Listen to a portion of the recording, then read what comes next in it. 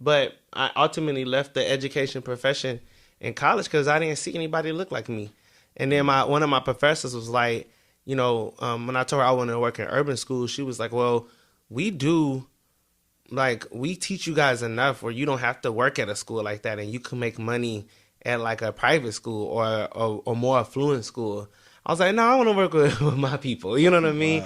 Wow. So I left there and I went to communications where all the black people are at, if you had a So I ended up being a communications major. And I still caught that bug. I was a teaching assistant for a class called Black Male Development with Dr. Abercrombie. He brought in a Boy Scouts group. And that Boy Scouts group had some boys that talked about the need for more black male teachers. And I was like, I need to go ahead and become a teacher. Get around those obstacles and make room to create opportunities. You are listening to the Around the Way podcast. And now, your hosts, Kyle King and Kiana Williams.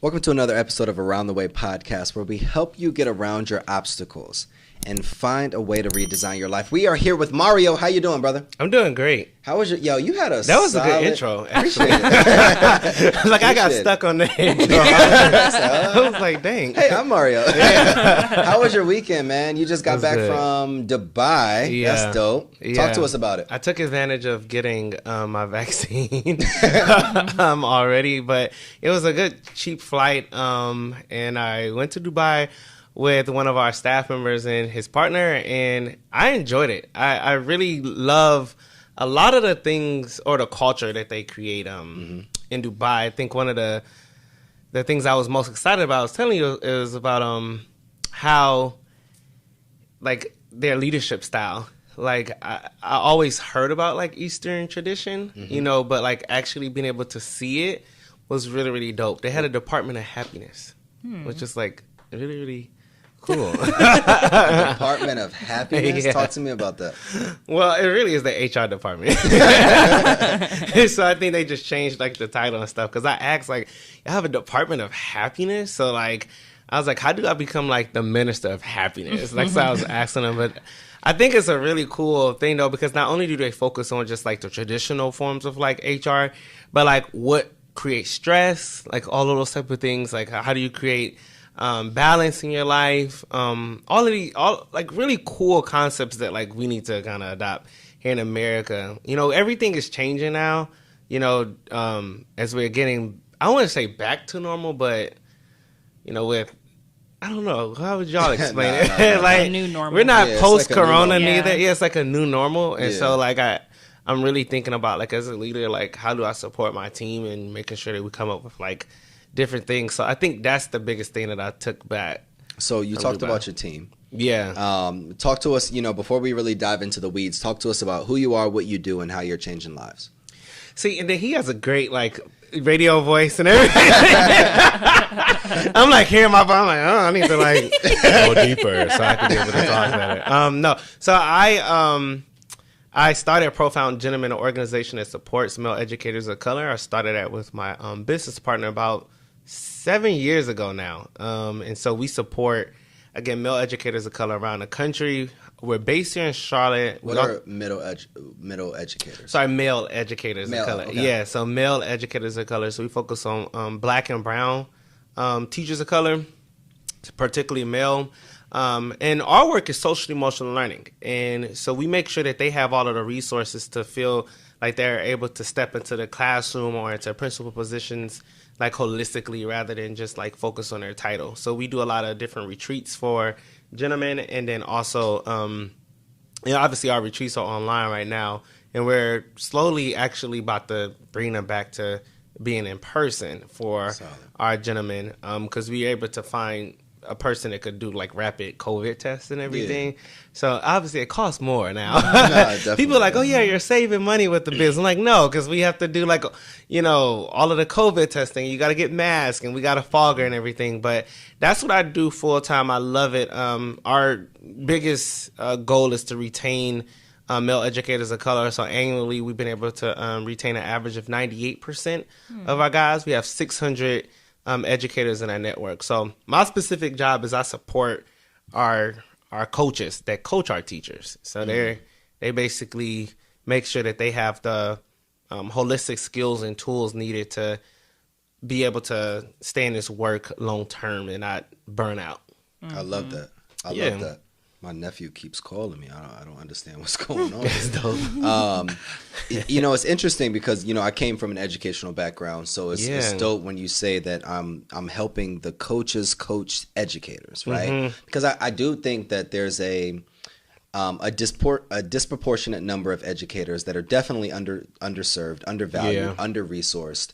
Our educational system, there's not an equal distribution of resources for our teachers. Yeah. So it's created, obviously, a negative impact on our students, which obviously has created a negative impact on our school systems, especially with Black and brown students and educators as well. So were you an educator? Could you walk me a little bit about what inspired you to get into this field? Yeah, so what inspired me, honestly, I didn't want to become a teacher. I thought they didn't get paid enough. And I didn't have a male teacher of color. Well, actually, I didn't have a male teacher of color that saw me when I was in school. I actually did have 4 male educators of color, Black males in school.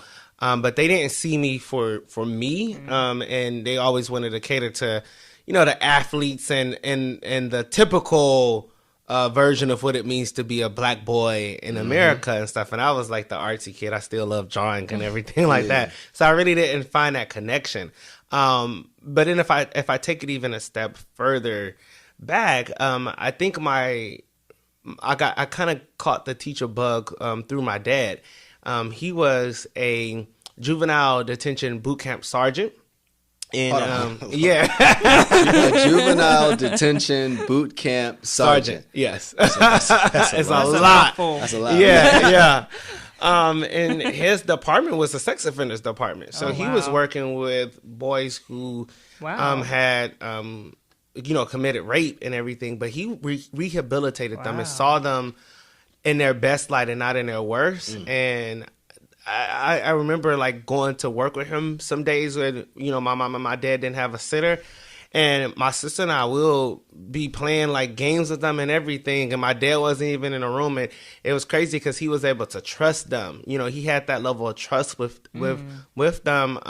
And I saw how he never saw his kids that he kind of taught. As a boot camp sergeant, that was in a form of like teaching, but he never saw them based on their worst mistake. And in society, these are Black boys too that he was working with.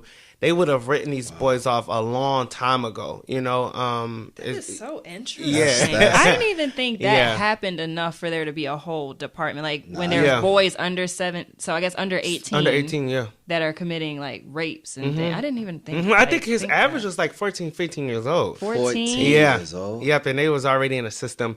But it was crazy because my dad, we would go to like Walmart or in Cleveland, Ohio. There's a place called Silverman's and stuff. And we will see that they'll be back into, society.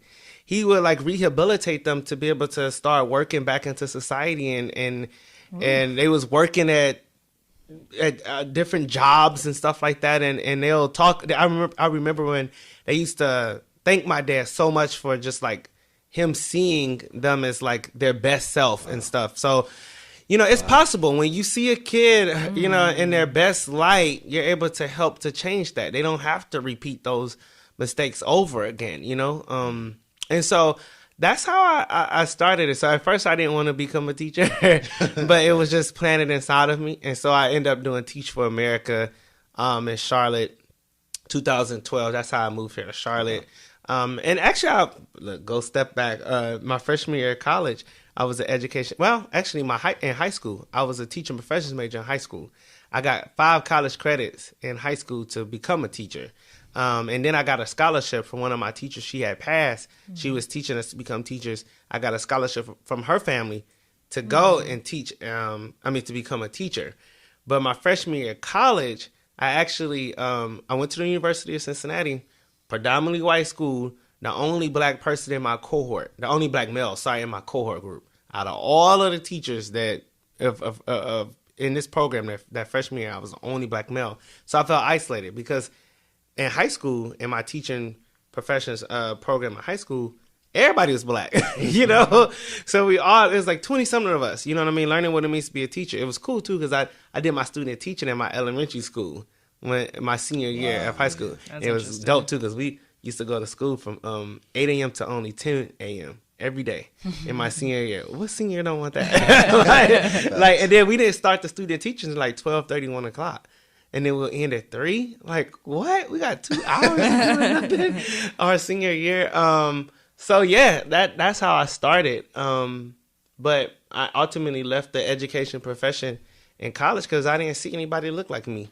And then one of my professors was like, you know, when I told her I wanted to work in urban schools, she was like, well, we teach you guys enough where you don't have to work at a school like that, and you can make money at like a private school or more affluent school.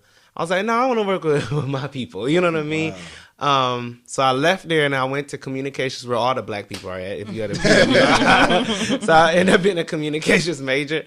And I still caught that bug. I was a teaching assistant for a class called Black Male Development with Dr. Abercrombie. He brought in a Boy Scouts group.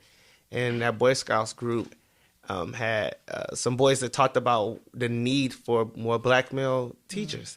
And I was like, I need to go ahead and become a teacher. So my freshman year, I was a middle school education major, and I still ended up teaching middle school, 7th grade English language arts. Couldn't shake it. Yeah. That's good. I love what you said about I caught that bug. I caught that bug. It's kind of like something was continuing to pull you, whether it's your purpose, but you've even accelerated, not just catching the bug by going to teach, creating a platform for other teachers to be more equipped. Yeah. So I guess my question is, you've done all of these different things. You had this mindset that you wanted to be the representation that you didn't have. Mm-hmm. When was a time in your life where you needed representation in a specific area, but you weren't able to see it? Yeah, well, that's a good question. It already gave me chills on a call. I'm like, well, not a call now. We're in person, which is cool. I'm not on a call. I think what's so interesting is growing up, like I mentioned earlier in my story, I feel like that the teachers didn't really have the opportunity to see me as, like, I have 4 black male teachers, but none of them saw me as me. And so I think for me as a black queer leader, going into being a black queer leader now and like leading a organization of male educators of color, which is crazy, and 600 of those, and we got a lot of type A individuals too. Growing up, I never saw black queer male leaders. You know what I mean? There was always, every movie you saw, like the black gay male was a supporter. He was like supporting that leader. He was never like the leader. And even in, you know, Dr. King's documentaries or even movies, you know, they never show Bayard Rustin, you know what I mean, who's the creator of the movement, you know, March on Washington, you know what I mean?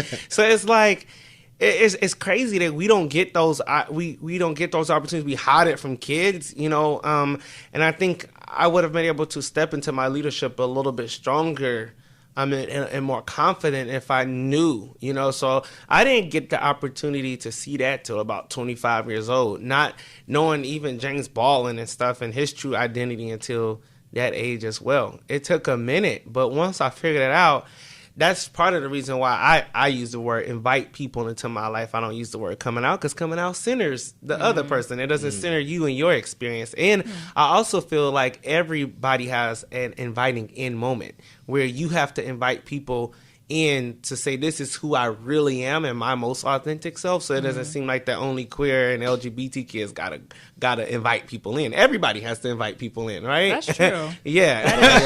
That's true. This is good, bro.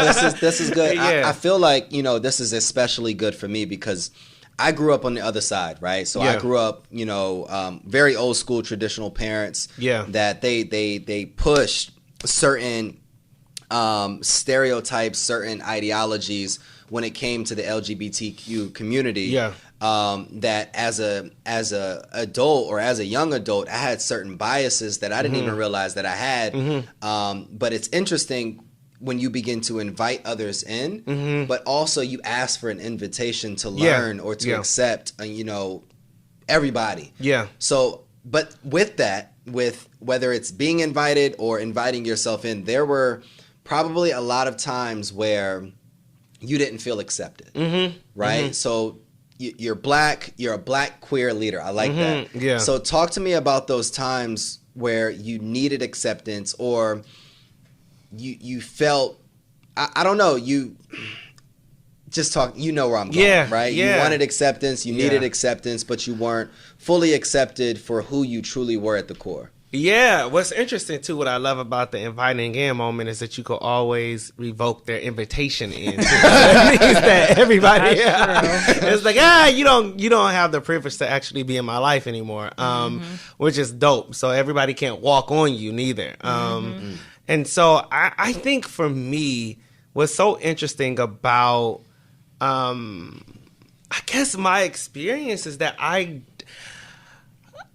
don't know when I didn't have it, and I think about the reason why I did publicly invite people into my life, because you do it privately. I think that people should still do privately. Everybody who's queer does not have to be, share their sexual orientation publicly, type of thing. But the reason why I did it was so that young boys could be able to start seeing that, you know what I mean? So that they could be able to say, wait a minute, like, so he's doing this type of work, like, because normally we're just entertainers, and that's about it. So I wanted to see them to see that, hey, we're in education. So with that, I think that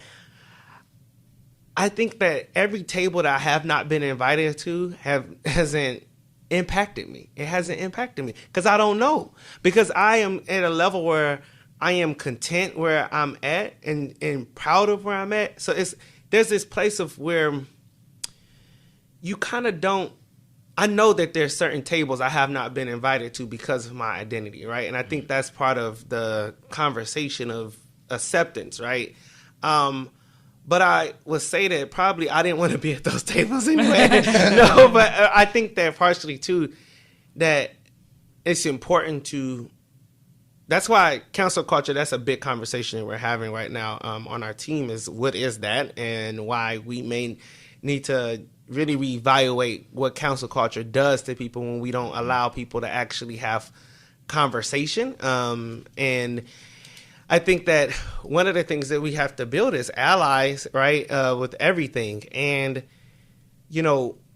because I was just telling one of our staff members, I think this is a good story. I was telling one of our staff members, there's this famous guy that talks about investments and money and stuff like that on his Instagram page. And one of our staff members, he has shared it. We have a staff like IG DM group because everybody love to share that type of stuff. So he shared it, and I was like, "Oh, this information is great," but he's not speaking to me though. But I could use his information because on his page, this guy is always, if he's not talking about investments, he's bashing, LGBT folk, right? Mm-hmm. And so the staff member, he was like, well, maybe I need to unfollow this person in because, like, that's not good. I didn't even notice that. He was like, thank you for bringing it up because I don't have a lens to see that. Him as a straight black male. He said, I didn't even have a lens to even notice that, right? And I was like, well, maybe you don't unfollow him. Maybe you follow him, take everything that he's teaching, and then open up the market to be able to share it to other individuals that he's not sharing it with. Because his information is valuable, but I'm not going to be able to tap into that information that he's talking about. But if you take it as an ally, because you're able to be at that table, they're not going to be mad that you're at the table, right? And so if you take it and then share it with me, then I'm going to be good. So I think, like, there has definitely been plenty of times that, and I don't want to sound like I'm sugarcoating or beating around the bush with the answer, but I think that I focus so much on the fact that we have to raise allies who can be at that area in that space so that they can bring that information back. And the second thing is, I think that from my own perspective and my own lens, I never lost anything that has really detrimentally caused me to fall back, So I have a question. Yeah, go deeper if you need me to. Yeah, yes. I have a lot of questions. So yeah, I just think that there's a lot of times, especially in, you know, as entrepreneurs, business owners, there's a certain identity that is invited to tables and is not invited to tables. And I think when we start talking about the diversity and inclusion conversation, it's we're trying to meet a quota and not really invite people based upon who they really are at the core and hear their ideas, hear their perspectives, and fully invite them in so that we can accept them fully, you know, as a part of our organizations or our communities or our initiatives, whatever the case may be. So this is maybe a question for me. Yeah. I don't know, but how can I be more inclusive as a content creator, as an entrepreneur, as a community leader, to invite people of the LGBTQ community in and, you know, be able to create safe spaces where they feel included, but they also feel wanted? The real big answer, I think, is going to be surprising, is to know more of who you are. Because when you know more of who you are, you don't care how other people show up in a space, you know. And so it definitely goes back to you. And because for me, for example, and I wanted to bring this up too, you know, I had to get rid of so many biases of my own around the LGBT community, because how black people have to grow up. So imagine me having to get rid of my own biases of myself. Like what? But that's what we have to deal with, right? Nice. And so the more I knew about myself, the more I understand even how to not even allow. I don't like that word allow, but to extend that invitation in a sense for trans people or non-binary, because like it doesn't bother me, you know, because I know me. But oftentimes I think what I notice is that people who talk about or complain about this shouldn't happen or this shouldn't happen, you know, they are insecure about themselves in a particular way. Like, for example, they was talking about Lil Nas X video, and I thought it was so funny when they said it was like this pastor that said, like, don't have your kids watch Lil Nas X video or they'll turn gay. And Lil Nas X responded back and he said, well, I guess Megan Thee Stallion videos don't make me straight. So like, he was like, so like, what's the deal here? You know what I mean? Like that, the same concept should work, right? Like as many straight TV shows as I watch, it didn't make me turn straight, you know? So, I mean, there were no gay TV shows that I ever watched growing up. They didn't make me, it's so like watching straight TV shows it didn't make me turn straight. It made me understand more of like why representation is important, you know, and why we need to increase that. I noticed that at a very young age. They're like, wow, we have this same character over and over again. I love New York Undercover and I love The Wire. Both of those shows are the same in a sense. Yeah. Exactly. You know what I mean? Both dealing with crime. The Wire is my favorite show still to this day. And that's crazy because Omar is like literally one of my he's the most complex character that has ever been created on TV. If you ever see The Wire, I don't want to spoil anything if you haven't. You ain't seen it by now. Yeah, I'm impressed about it. That is my show. Right, that's my favorite show. Season 4 is my favorite. But yeah, I think for me, is season 4 the education? The education one. Okay. That was my favorite season. That was the bug for me right there. That was a part of like the caterpillar turning into the cocoon inside of my body to say, okay, I need to go ahead on and like actually do this here. But yeah, I think more of learning myself, I accept other people. I'm also tired of being mad at white people, too. You know, and part of that is to understand more of me and my position. My blackness is not in opposition to their whiteness. My blackness is just because, you know, and oftentimes what I experienced over the summertime was that I was trying to be black to be like, to be like, yep, look at this, white people. And I was like, that's not healthy. You know what I mean? I want to be me to just be me. And you'll see it, everybody, you know what I mean? And that'll be fine. But I don't want to be anything to prove a point or to show somebody that look at me type of thing. That doesn't work. So when you've done a lot of this reflecting, you know, when you've done a lot of this development or self-awareness and just kind of just had these temperature checks within yourself, who are you now? How would you define the person that you are now? I think for me right now, that's good. Because I think it has definitely evolved since this Dubai trip. I think right now, if I was to give myself a title, it would be grace giver right now. I think right now it's important for me to extend a lot of grace, and it's making me feel content and at peace with myself internally. Just feeling great about just extending that to people, because oftentimes we don't extend grace, and people we need grace right now. And I was listening to a pastor yesterday. I was like, dang, it's crazy that this is a conversation about grace. And he said that in his message that, we talk about grace, but many people don't experience grace. And then Kelly Price also said something about grace on the Breakfast Club, and she said, people want to counsel folks until it's dumb. You know what I mean? And a way to really providing some healing is to show grace and to say that I love this quote that I'm going by with my Angelou. She says, like, I am human, therefore everything human is not foreign to me, meaning I'm capable of being able to do everything that somebody else has done. And when I recognize that I'm just as capable to murder somebody, to do all of these negative things, then who am I to truly, truly judge, right? And to be in this place of content and to be in this space of, I would say, I guess respecting myself and respecting the people around me. I think grace allows me to create more connections, allow me to also be even more creative as well, because it allows my brain to be a little bit at rest, to get bored a little bit too, because I'm not mad as much, and boredom is good. Boredom is great for your brain to have a reset. You know what I mean? Oftentimes right now we're so overstimulated, we need to allow ourselves to get bored so that our minds can reset and say, okay, what do I want to be in this period of time? So yeah, grace giver would be that answer for me right now, and I just came up with that. No, that's good, bro. Yeah. We're gonna go on a commercial.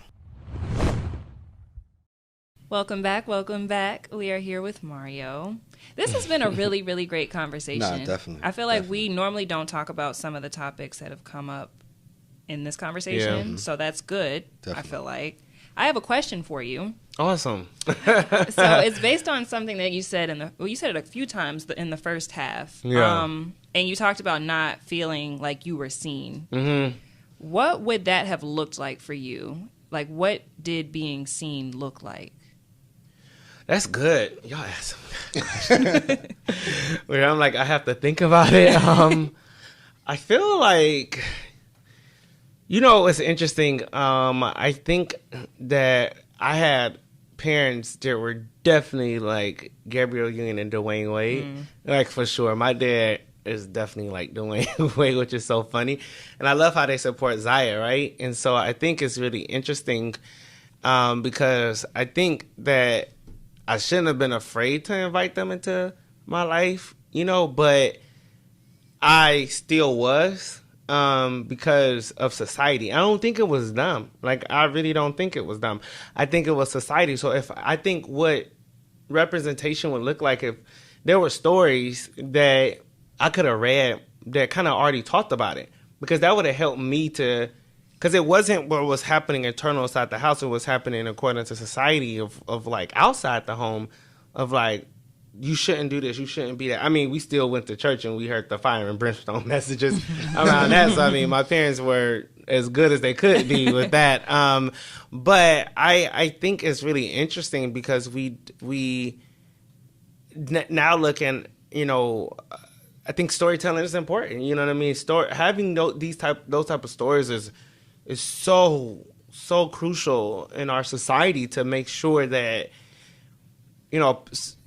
that kids, they might experience like, okay, this is dope at home, you know what I mean? But outside of my home, am I able to be myself? And I think like, yeah, the pressure was not about, the pressure didn't come from home. The pressure came from society and what society wanted me to be. I was always in leadership positions, and everything. And I wasn't out in college or invited publicly invited people into my life. So it's really interesting because I was like our Black Student Union president, as well as we have a Black Males Honorary. I was the president of that.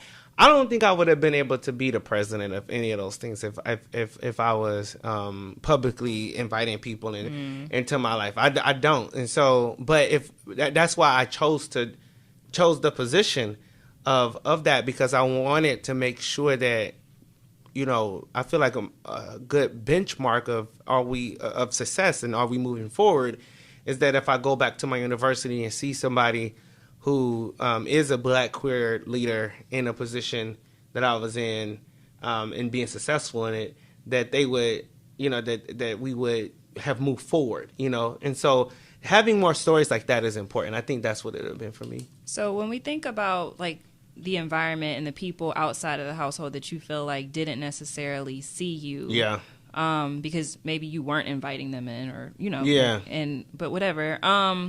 What is something that, because I'm sure there's other people in this situation now. Yeah. What is something that people outside of the household, whether it be teachers or mentors or whatever, what are some statements that they can start to implement in normal conversation that would indicate to those students or children that feel like you, that would show them like, I see you? What's so funny? As an adult, one of the things that I see on people's emails when they say he and him, it's so funny. Like I don't even have it on my email, which is so damn stupid. But like I should actually have it on my email. Like I look for it and then I don't have it on my own. But when you see that, it does create an environment that like I'm willing. For some strange reason, having pronouns on your email, it just shows that like I'm willing to learn. You know what I mean? It just says that to me. I've never met somebody who have that on their email, that was not willing to just learn or create a more inclusive environment. I think that's like a very small thing that people could do to just show and provide an indicator. I think for me, and I feel bad about this, and I think about this sometimes, like when I was teaching, I definitely had a Black gay student in my classroom, but I didn't know how to connect with him because at that time I wasn't publicly inviting people, so I didn't know, and I didn't know the protocol. Then you got to recognize too that June 2020, federally, the Supreme Court just recognized that you could, be a part of the LGBT community and not get fired for your job. So like coming in, this is my first full-time job. I'm thinking I for sure can't say anything, or I am going to get fired, or I can't say, I can't talk about this aspect of my life or bring any type. I didn't even know any books at that time though, but like if I did, I wouldn't even think about like bringing any books into the classroom, because that would put a marker on my back, And so I just never really. I think about that a lot. Like I was not. For him, I wasn't the teacher that I had wanted. Well, me and him really, really connected, but we just never talked about that. That was like the elephant in a room, right? And I think that would have, I don't know where he's at today. A lot of my kids, thank God they're successful, so hopefully they graduate. It's sad that like they're graduating from college like this year. I feel like I'm old for sure. But I think that, oftentimes, Black queer kids don't make it to college. They don't even make it past high school. It's difficult for them because they don't have that representation. So looking back at it, I swear I wish that I was able to like have that conversation. But that's, I feel like having those stories would be, again, going back to that story and storytelling is so important. Yeah. So when you think about storytelling, because you've said that a few times on this podcast, and you've also talked about like kind of pushing the story forward. I know you're an author, so would love for you to talk about your book and then just talk about, one experience that would define your whole story. Yeah, that's good. I just became an author. Like when I hear that, I'm like, damn, okay. No, because growing up, I also have dyslexia, so I have to slow down my speech too in order to make sure that I'm not, flipping words and that type of thing. So I never thought, and it's funny because when I was a kid, I used to write books as a kid, but I never used to think that was one of the parts of my childhood experience I used to never think that I was going to really do. because I was like, who the hell is gonna hire me to write a book or publish my book and have dyslexia? But I consider it to be a gift, and I think that is a part of my journey. My book is called Inside Out Journal, and I mistakenly made this one my first one because my first one was supposed to have been this young adult novel that is taking forever to finish. It's like, oh my God, it's like it's done and it's constant editing. I mean, I've been on the book for it's been a 3-year journey. No, literally. It's been so long. I love it though. I love the journey, and I feel like the character's name is Alduin. I feel like he'll be ready to introduce himself to the world when he's ready, and I have to be patient about that, and it's difficult. But this book is about how we help people to live their more authentic lives by attaching plant care and self-care together. So it's a 30-day journal where you're able to really engage in just topics, and every day is like a prompt about like who you are as a person. And I do like a mini story about myself. Mm-hmm. Yeah, and one of the things that really kind of fully represents my story was how I even got into plant life and plant care. I have like over 30 plant babies in my house. Ooh, that's a lot. I know. I'm trying to get rid of like some. 30 plants. Yeah, it's like a jungle, right? I literally do. It's so crazy. But my air is really clean in my house. Sure. Like if it's not, there's a problem. But it was during the Charlotte riots and protests. You know what I mean? When we had our own police shooting care, and I was like, I need some form of life into my home because this was just weighing heavy on me. The shooting happened in some of my students' neighborhoods, so I'm thinking about, are they all right? We're just in our second year of our nonprofit, and I'm trying to gain strength for my team, and I recognize that's stupid. I don't need to do that. I need to be as weak as I want to, or considered weak as I want to, and grieve with my own pain, and let's have a community healing moment versus me having to lead everybody like Moses, you know what I mean, on a path to healing. And I think that it really represents my experience because at that moment, it was just less than a year that I had invited my mom into my life and everybody else in publicly. That was the same year. Actually, that was all in the same year that I did all of that, because I thought, okay, at this moment, I need to be able to really, really share who I am, because it's going to be important for people to see Black boy joy come out of me and my version of what blackness looked like. And plants helped me do that. I had my first plant, Zakai. He's still living, thank God. He's a ZZ plant. And then now he has so many siblings. And I name them all, and I attach an affirmation to them. And Zakai, I attach authenticity to that plant. And that's what I had wanted to be true about my life. And that's how my whole plant journey started. And now 6 years later, I'm sharing it with people in the Inside Out journal book. But that is a story that helped me to really get to owning who I am. You ready? Yeah, this is dope, man. Uh-oh, what's happening? Say ready. This is dope, You for ready? sure. Alrighty, so we're going to switch it up a little bit. Okay. In the middle of the table, you see a red box. Yes. Inside the box are questions. If you could get the red box, pick a question, read it, and answer it. Okay, perfect. All right. I was trying to figure out what this thing is. I'm not going to cheat, though, because I see. All right. Oh, dang. What is something that you've recently changed your perspective or outlook on? Oh, dang. I would say the insurrection that happened at the like, I used to be like, one of our staff members, the same one that was talking about the investment, looking at the Instagram investment account. I was mad at the white people like attacking like the building and everything like that. And he was like, this is not a problem about us. And I was like, what do you mean? That's why they're attacking it, because we voted and things like that. He said, this is them dealing with eternally how they feel about themselves. And they're just outwardly showing it, and they have to deal with that. And I was like, really? Okay, that's perfect. And that's how I started to actually think about multiple things. And like I shared that earlier today too, that like in order to invite somebody to the table that's not like you got to deal with your internal struggles. And I feel like that, and James Baldwin talks about this, how the only reason how white became white was to drop down their individual identities to be opposition of black. That's the only reason how you got white.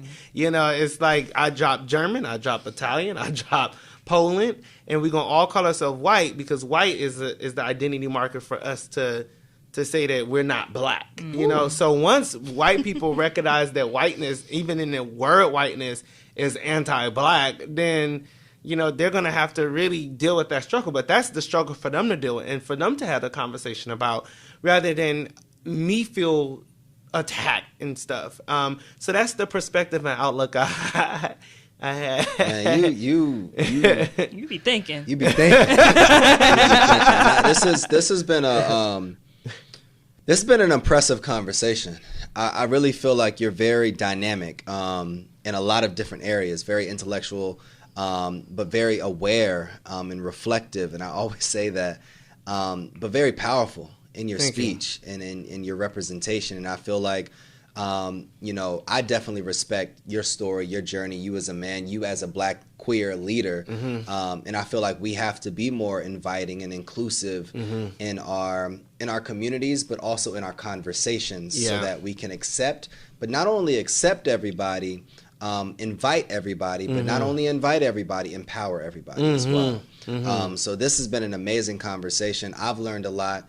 You know, we're here with Mario, Mr. Inside Out, the black queer leader. That's hilarious. This is Around the Way podcast, and we'll see you guys next episode.